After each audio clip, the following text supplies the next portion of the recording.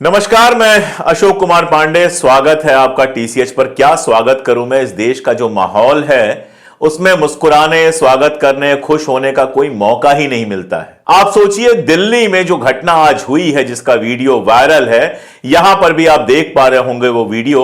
कल्पना की जा सकती है कि भारत के अंदर, हिंदुस्तान के अंदर इस तरह की घटना होगी। नमाज पढ़ रहे हैं लोग सड़कों पर। इस वीडियो में नमाज का वक्त है, जुमे का दिन है तो नमाज का वक्त है, लोग नमाज पढ़ रहे हैं। चलिए, आपको नमाज पढ़ते हुए लोगों को हटाना था तो या तो जब नमाज पढ़ने के लिए बैठने वाले थे उसके पहले आप आ जाते, और या लाउड स्पीकर से या किसी चीज से आप कोशिश करते उन लोगों को हटाने की। ये एक जो पुलिस वाला है, दिल्ली पुलिस का, ये जिस तरह से लात मार रहा है, आप देख पा रहे हैं कि इस देश में क्या हो रहा है।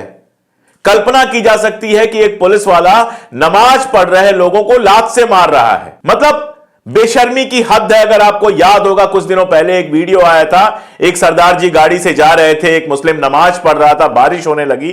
अब बारिश में भी उसने नमाज नहीं रोकी तो सरदार जी बाकायदा अपनी गाड़ी में से छाता लेकर जाते हैं और तब तक छाता लेकर खड़े रहते हैं जब तक वो नमाज पढ़ता रहता है। और यहां पुलिस की स्थिति यह है कि नमाजियों को लात से मारा जा रहा है, बदतमीजी की जा रही है। भाषा क्या उपयोग की जा रही होगी आप कल्पना कर सकते हैं।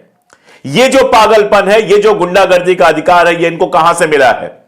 ये वही पुलिस है जो कांवड़ लेके निकलते हैं, कांवड़िए कुछ भी करते हैं, उनके ऊपर फूल बरसाते हैं। ये वही पुलिस है जो नेताओं के आगे बिछ जाती है। ये वही पुलिस है जो गुंडों के सामने बोलने में जिसकी हिम्मत नहीं पड़ती है। इसी दिल्ली में कैसी कैसी घटनाएं हो जाती हैं और पुलिस का पता कहीं नहीं चलता है। कितनी घटनाएं इस दिल्ली में और देश में होती हैं जहां पुलिस का पता कहीं नहीं चलता है। कितने सारे जुलूस निकलते हैं, कभी नवमी का जुलूस निकलता है, कभी रामनवमी का जुलूस निकलता है, कभी दुर्गा माता का जुलूस निकलता है, कभी कृष्ण जी का जुलूस निकलता है। कभी आपने देखा कि कहीं इस तरह की बदतमीजी होती है? लेकिन यहां चूंकि मुसलमान हैं, नमाज पढ़ रहे हैं, इसलिए पुलिस को लगता है वो कुछ भी कर लेंगे और किसी तरह की कोई कार्रवाई नहीं होगी। आमतौर पे हमने देखा है कि कार्रवाई नहीं होती है। अभी कल मैंने आपको बताया था कि हाई कोर्ट का एक डिसीजन आया था जिसमें दिल्ली दंगों के दौरान एक आदमी की दुकान लूटी गई, एक मुस्लिम की दुकान लूटी गई, और जिस भीड़ ने लूटा वो जय श्री राम के नारे लगा रही थी। लेकिन पुलिस ने दो फर्जी गवाह खड़े करके केस ये बनाया कि जो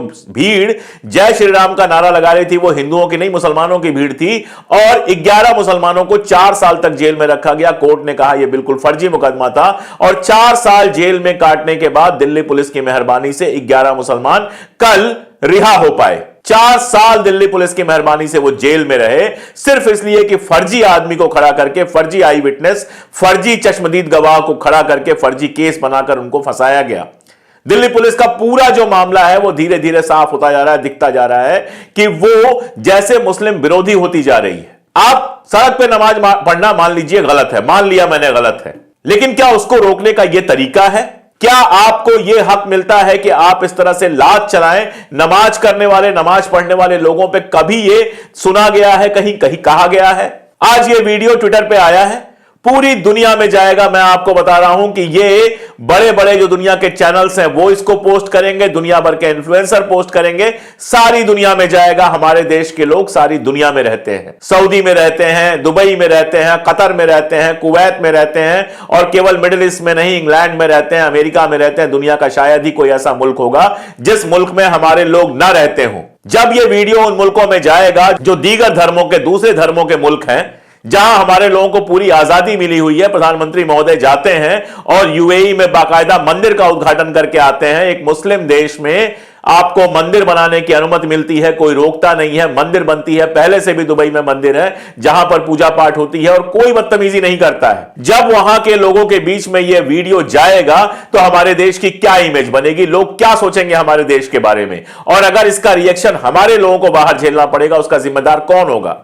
मालदीव जैसा छोटा सा देश था जिसने हमारी सेना को वहां से निकाल दिया, जिसने पूरे तरह से हमसे संबंध तोड़कर चाइना से संबंध बना लिए। सारी बातें यहां पर हो रही थी। लक्षद्वीप में जाके प्रधानमंत्री 2 मिनट के लिए घूम आए तो हल्ला हो गया कि अब लक्षद्वीप मालदीव की जगह ले लेगा। तब भी मैंने कहा था और अब भी मैं कह रहा हूं कि ये जो इस तरह के वीडियो जाते हैं मालदीव जैसे देश में जहां 80% से ज्यादा मुसलमान हैं, तो वहां के लोगों के बीच में किस तरह का गुस्सा आपके लिए पैदा होता है, आप समझ नहीं पा रहे हैं। अपने पूरे देश की इमेज आप पूरी तरह से बर्बाद कर रहे हैं। आप अपने देश को बदनाम करने के लिए, बर्बाद करने के लिए पूरी दुनिया में हमारे मुल्क की नाक कटाने के लिए जिम्मेदार है ये पुलिस वाला और वो लोग जो ऐसे पुलिस वालों को संरक्षण देते हैं। वहां पर भी जनता सड़कों पे आई है। ट्विटर पे काफी बवाल हुआ, इमरान प्रतापगढ़ी से लेके और तमाम सारे लोगों ने इसको पोस्ट किया है और पोस्ट करने के बाद पूरे देश में इस पर बात हो रही है। वहां भी जो लोग, ये इंद्रलोक के पास की बात है, इंद्रलोक के मेट्रो, जो दिल्ली में इंद्रलोक है उसके मेट्रो स्टेशन के पास की बात है, वहां पर प्रदर्शन भी शुरू हो गए हैं। आगे क्या होगा मैं नहीं जानता हूं, लेकिन यह वीडियो मैंने सिर्फ यह कहने के लिए बनाया है, यह बताने के लिए बनाया है कि अगर इस तरह के पुलिस वाले को सजा नहीं मिलेगी, अगर इस तरह के गुंडागर्दी के, धार्मिक विद्वेष के जो व्यवहार है उनको बढ़ावा दिया जाएगा, तो यह हमारे अपने देश के लिए घातक है। हमारा देश जो पूरी दुनिया में लोकतंत्र के लिए जाना जाता है, हमारा देश जो पूरी दुनिया में सांप्रदायिक सद्भाव के लिए जाना जाता था, हमारा देश जिसके बारे में लोग कहते थे कि इतने सारे धर्मों और जातियों के लोग यहां पर मिलजुल कर रहते हैं, उसकी पूरी इमेज का सत्यानाश हो रहा है और इसकी कीमत हमारे देश को चुकानी पड़ेगी। इसलिए यह सिर्फ एक आदमी का मुद्दा नहीं, यह पूरे देश का मुद्दा है। ये पागलपन इस देश को बर्बाद कर देगा दोस्तों, बहुत साफ मैं कह रहा हूं। उसके लिए मुझे सजा मिलनी हो, सजा मिले, मुझे कोई फर्क नहीं पड़ता, लेकिन ये पागलपन हमारे देश को बर्बाद कर देगा। इस तरह की घटना दोबारा ना हो। पहले भी हम देख चुके हैं हरियाणा में नमाज के मुद्दे पे कितना सारा नाटक हुआ। ये जानबूझ के मुद्दा बनाया जाता है, जानबूझकर सांप्रदायिक विद्वेष फैलाने के लिए इस तरह की घटनाएं होती हैं। पुलिस को आप छोड़िए, केवल कानून की बात करूं तो भी पुलिस को किसी को इस तरह से लात से मारने का, इस तरह से अपमानित करने का अधिकार हमारा कानून नहीं देता है। ये जो भी पुलिस वाला है इसको सजा मिलनी चाहिए, डिपार्टमेंटल कार्रवाई होनी चाहिए और बाकायदा हमारे देश के जिम्मेदार लोगों का बयान आना चाहिए कि यह घटना गलत है। अगर ऐसा नहीं होता है तो यह बेहद दुर्भाग्यपूर्ण होगा, यह बेहद बेहद दुर्भाग्यपूर्ण होगा। आज मैं कोई अपील नहीं करूंगा, मेंबर, शेयर, सब्सक्राइब, किसी की अपील नहीं करूंगा, बस करूंगा कि जो भी लोग मेरा ये वीडियो देख रहे हैं सोचें इस बात को कि इस तरह की घटनाएं देश को किस तरह से बर्बाद करती हैं और इस तरह की हरकतें करने से, इस तरह की हरकतों का समर्थन करने से खुद को रोकें। ये किसी एक धर्म, किसी एक आदमी का नहीं, ये पूरे मुल्क का मामला है, यह अपनी मुल्क की इज्जत का मामला है। आज मुझे बस इतना ही कहना है, बेहद दुखी और बेहद गुस्से से भरकर यह बात मैं कह रहा हूं। अगर आप तक पहुंचे तो सोचिएगा, विचार कीजिएगा। बहुत शुक्रिया।